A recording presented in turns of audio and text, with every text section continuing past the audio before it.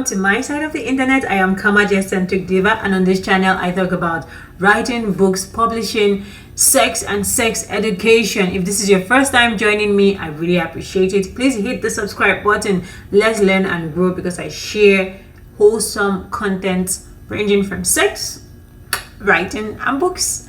And for returning subscribers, thanks a lot for coming back, for watching this video, for hitting the like button, because you know what to do. Smash it. Thank you. So this video right here, I'll be sharing with you the difference between writing a marketable book and a remarkable book. I joined some Facebook groups and they spend their time talking about writing to market, which is actually cool for authors that are turning their writing into business, that are making a living out of their writing. But in everything, I feel like you shouldn't lose yourself, and that's why I decided to have this conversation or this discussion about writing remarkable books and marketable books. So yeah, let's go serious now. I'm supposed to put on the glasses to look serious, right? Opposites. Okay, all right. So I think the first thing about writing a remarkable book is being yourself. Don't write because other people are writing this type of story. I want to write this type of story. Write it because that's what you want to write. That's what you want to read. So write and be yourself. Not necessarily writing for yourself, but writing the story that needs to be told. Staying true to the story. Because when you're true to the story, people will be able to relate and understand.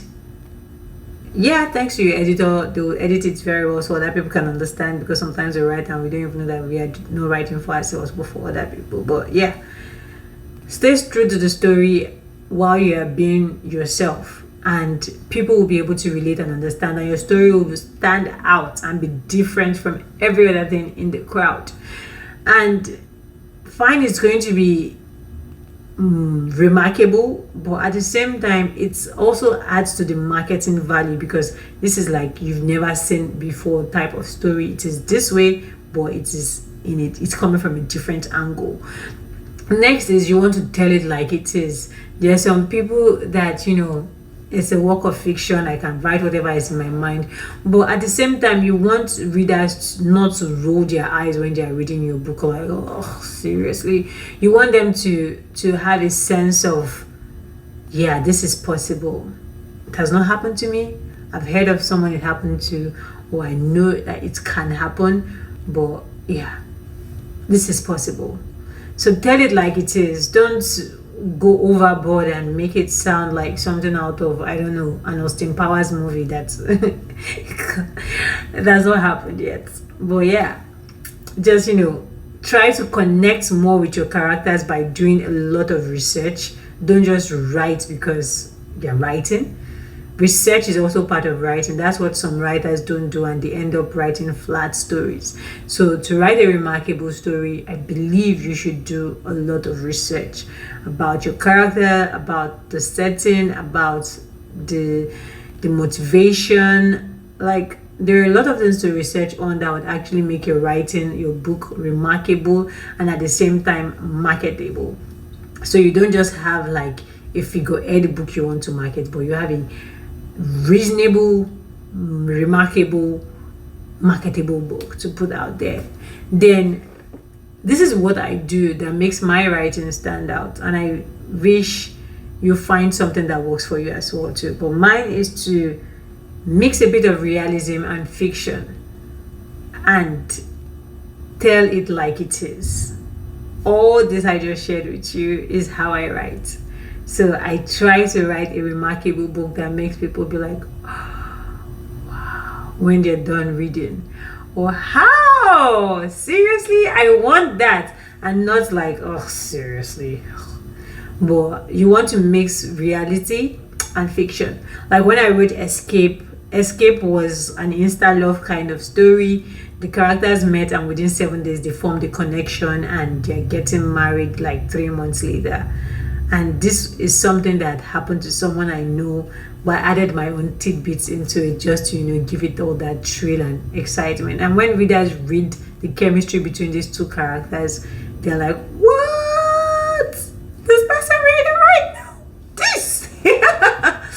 And then there's also Gaga crazy as well too. So just try as much as possible to be yourself, to stay true to the story, to tell it like it is, to connect with the characters, to do your research on everything you want to talk about, even the type of words you use in telling the story, and then mix realism with fiction. Like my book Gaga Crazy is set in 2012, but I didn't mention the year in the book because it could be 2012, it could be 2022, it could be 2032. But the things that happened in there happened, not necessarily in that way, but they happened. And people that read and know those stuff would be like, this sounds very familiar. Now that makes my book remarkable. That makes it memorable. Makes it marketable at the same time. But if I just write my books to market and I just use tropes and trends, after that is gone. But this one, I can't wait for when I see a Goodreads notification and someone is like, oh, this book where the guy and the girl has been chatting for months, and then the girl goes for a meeting and then she meets the guy and she didn't know it was the guy, and the guy, they started dating, and then they found out that the guy has a mental illness, and then they had to resolve their issues. I can't wait. Thanks a lot for watching this video. I hope I have been able to shed the light on two. Seriously, Karma, shed a light. I hope I've been able to, make you see reasons why you should write remarkable stories than marketable stories, and that remarkable stories makes more marketable stories. So it's like you can have something great, but now I'm telling you that you can actually have it greater than that. So yeah. Until my next video, please hit the subscribe button, like, share with a friend. Let me know what you think, and see you in the next video.